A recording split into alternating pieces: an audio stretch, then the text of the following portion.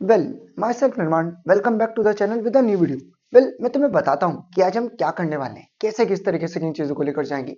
यार तुम्हें इतना क्लियर होगा ना, जैसा कि तुमने थंबनेल देखा, क्लास 10 हिस्ट्री, एक चैप्टर नेशनलिज्म इन इंडिया। इसको कवर करेंगे। चैप्टर को कराने से पहले मैं तुम्हें कुछ बेसिक्स बताता हूँ। देखो, चैप्टर को कराते वक्त बेसिकली पहले मैं तुम्हें एक बेसिक इंट्रोडक्शन दूंगा, बताऊंगा चैप्टर क्या है, चैप्टर में किन किन टॉपिक्स को लेकर जाएंगे। और इंफॉर्मेशन कंप्लीटली इन डेप्थ और इन डिटेलिंग रहेंगी। साथ ही ये भी बताऊंगा कि क्वेश्चंस कैसे फ्रेम होंगे, आपको आंसर कैसे प्रेजेंट करना है। बकायदा आपकी वीडियोस पार्ट्स में डिवाइडेड होंगी। लगभग हिस्ट्री में आपके 5 पार्ट्स रहेंगे। तो ये पार्ट 1 रहेगा, जहां पर कि हम चैप्टर को बेसिकली इंट्रोड्यूस करेंगे और चैप्टर से रिलेटेड कुछ टॉपिक्स को समझेंगे। चलो तो करते हैं स्टार्ट। पहले मैं तुम्हें बताता हूँ कि नेशनलिज्म क्या होता है। भाई बच्चा बोलते हैं आपने चैप्टर को पढ़ाना स्टार्ट किया। तस्वीर को देखकर हम समझ पा रहे हैं, हमने स्कूल में इतना तो सुना है कि चैप्टर गांधी जी के बारे में है। है क्या?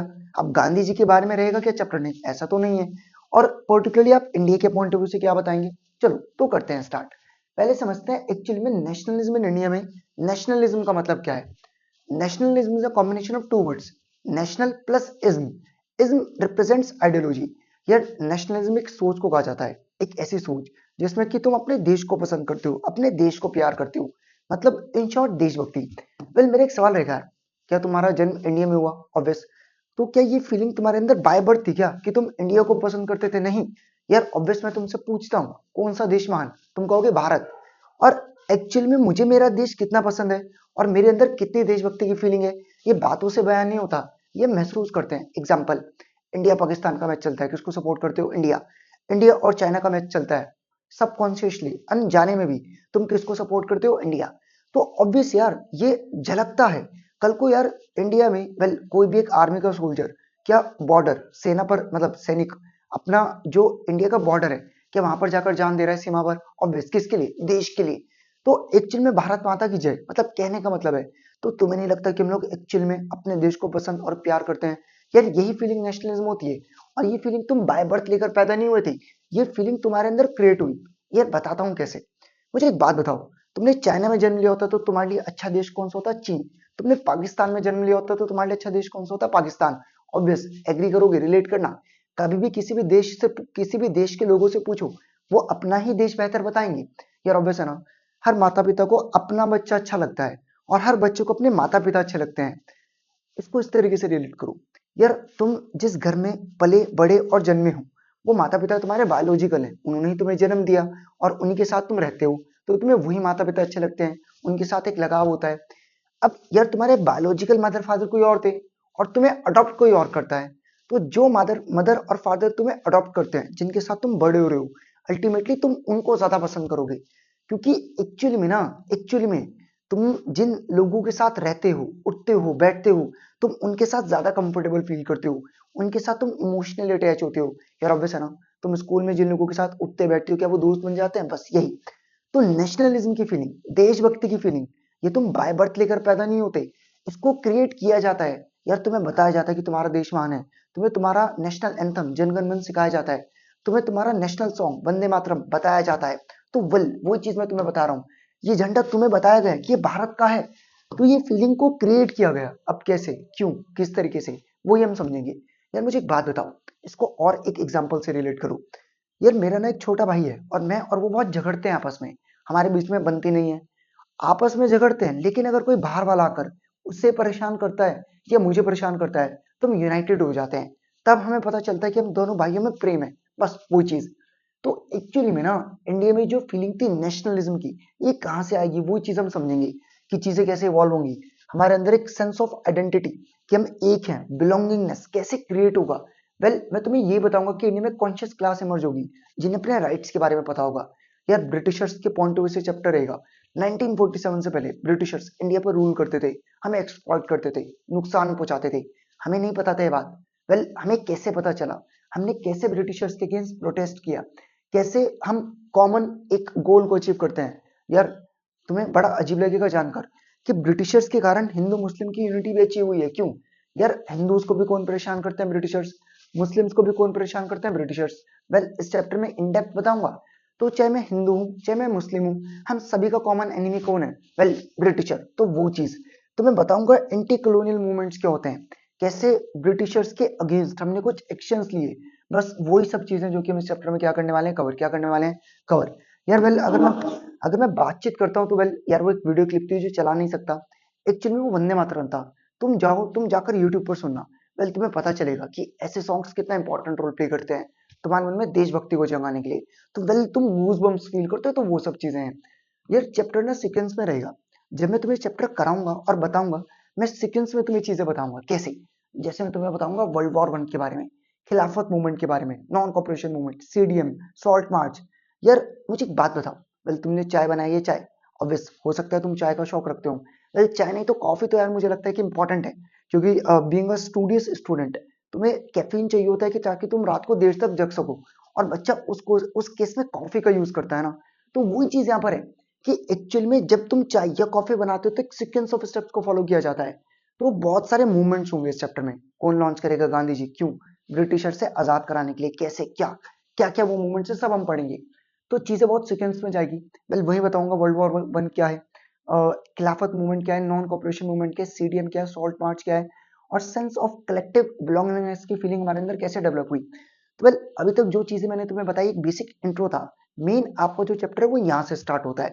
अभी तक एक बिल्डअप दिया, तुम्हें चीजों को क्लियर करने की कोशिश की ताकि तुम चैप्टर को समझ सको। यार हिस्ट्री एक ऐसी चीज होती है जिसको रटना जरूरी नहीं है, समझना जरूरी है।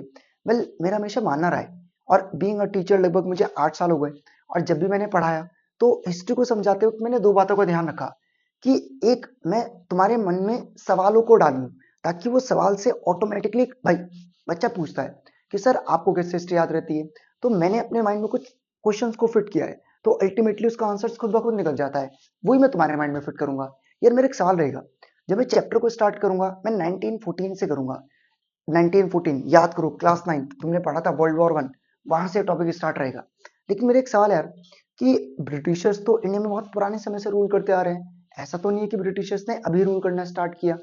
तो ऐसा क्यों है कि जब मैं चैप्टर तुम्हें पढ़ा रहा हूँ तो वर्ल्ड वॉर 1 से पढ़ा रहा हूँ? सुनो, तुम्हें याद होगा 1857, है ना? याद आ रहा है? याद आ रहा है? रानी लक्ष्मीबाई का रिवोल्ट, है ना? तुमने पढ़ा होगा इसको। तो 1857 में जब रानी लक्ष्मीबाई रिवोल्ट करती हैं, रिवोल्ट तो प्रोटेस्ट मतलब एक तरीके से, तो बीइंग एन इंडियन मैं उनको सपोर्ट नहीं करता। क्यों? यार बहुत ध्यान से सुनना, जब रानी लक्ष्मीबाई ने रिवोल्ट किया ना, तो हम इंडियंस को नहीं पता था कि ब्रिटिशर्स हमें नुकसान पहुंचाने आए हैं। हमें उस समय यूनिटी नहीं थी। हमें ऐसा कहा गया था कि ब्रिटिशर्स हमें सिविलाइज्ड, सभ्य बनाएंगे।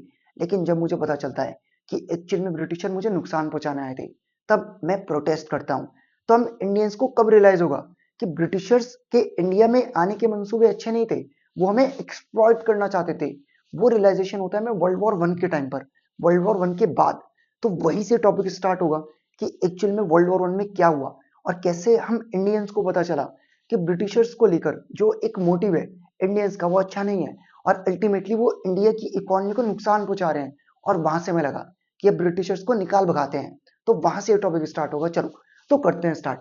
वेल कुछ बेसिक्स बताता हूँ। यार वर्ल्ड वॉर 1 कब होती है? 1914 से 1918। इसमें दो ग्रुप्स थे, एक तरफ था सेंट्रल पावर, और वेल एक तरफ क्या था? अलाइज। अब इंडिया तो दोनों में से किसी भी ग्रुप में नहीं है। यहाँ तुम देखते हो एक तरफ है जर्मनी, एक तरफ है टर्की, एक तरफ है ऑस्ट्रिया हंगेरी, और यहाँ तुम देखते हो इंग्लैंड, रशिया, फ्रांस और यूएसए की एंट्री कब होती है? अप्रोक्सीमेटली 1917, है ना? तो यूएसए जो वर्ल्ड वॉर में एंटर करता है 1917 में करता है। तो वेल तुम देख पा रहे हो कि यहाँ पर तीन नेशंस तुम्हें देखने को मिल जा रहे हैं, इंग्लैंड, रशिया और फ्रांस। तो एक्चुअली में इंडिया तो नहीं है, लेकिन रिलेट करो कि इंडिया इस समय कंट्रोल में था। मैं पूछता हूँ इंडिया किसके कंट्रोल में था? तो ऑब्वियस आप कहेंगे कि इंडिया किसके कंट्रोल में था? इंग्लैंड। किसके कंट्रोल में था? इंग्लैंड।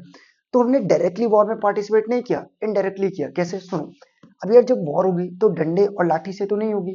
वॉर के लिए आपको प्रॉपर आर्म्स एंड वेपन चाहिए। तो अब क्या इन आर्म्स एंड वेपन्स में खर्चा आएगा? ऑब्वियस। तो चलो अब देखते हैं क्या है। क्वेश्चन बनता है discuss about the impact of world war 1। या वर्ल्ड वॉर 1 के चलते इंडिया में नेशनलिज्म की फीलिंग कैसे पैदा होती है, मुझे अपना देश कैसे पसंद होता है। यार बहुत ध्यान से देखना, मैं ना अपने घर में रहकर अपने घर को कोसा करता था। मैं 1 महीने के लिए घर से बाहर जाता हूँ और मुझे घर की बहुत याद आती है, और जब मैं घर में लौटता हूँ तो मुझे घर फिर से वापिस से काफी बेहतरीन, काफी अच्छा लगता है। तो वही चीज यहाँ पर है कि एक्चुअल में अगर मैं वर्ल्ड वॉर 1 की बातचीत करता हूँ, तो वर्ल्ड वॉर 1 से हमें पता चला हमारे देश कितना प्यारा है। हमारे अंदर एक फीलिंग जागरूक होती है, नेशनलिज्म। और हमें ये भी पता चला कि ब्रिटिशर्स हमारे फायदे के लिए नहीं आए थे, और यहीं से एक फीलिंग का आगमन होता है, एंटी इंपीरियलिज्म। चलो तो देखते हैं क्या है। और वेल ये बोल रहा हूँ तो मोस्ट इंपॉर्टेंट क्वेश्चन है, मल्टीपल टाइम्स में पूछा गया क्वेश्चन है। तो अब ध्यान से देखते हैं। वेल अगर मैं बातचीत करता हूँ तो वर्ल्ड वॉर वन होती है 1914 से 1918। वर्ल्ड वॉर वन में इंग्लैंड ने पार्टिसिपेट किया, और क्योंकि हम इंग्लैंड की कॉलोनी थे तो अब कहीं ना कहीं मुझे इंग्लैंड की बात को मानना पड़ा।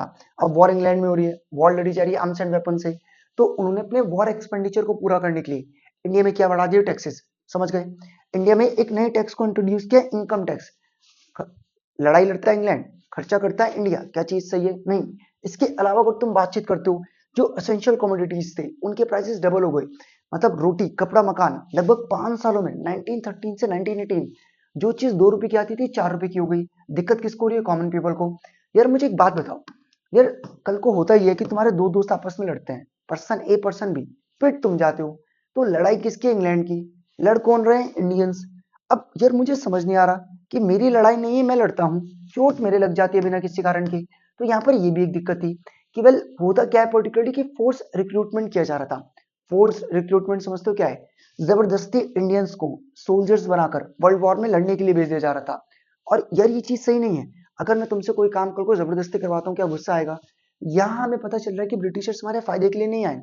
अब देखो दिक्कत का विषय, यार मैं जाकर लड़ रहा हूँ, मेरी पैर हाथ कट जा रहे हैं, मेरी फैमिली भूखी मर जा रही है, क्यों? ऊपर से भगवान की महामारी। भाई क्रॉप्स फेल हो गई 1918 से 1919, 1920 से 1921 फूड की शॉर्टेज हो गई।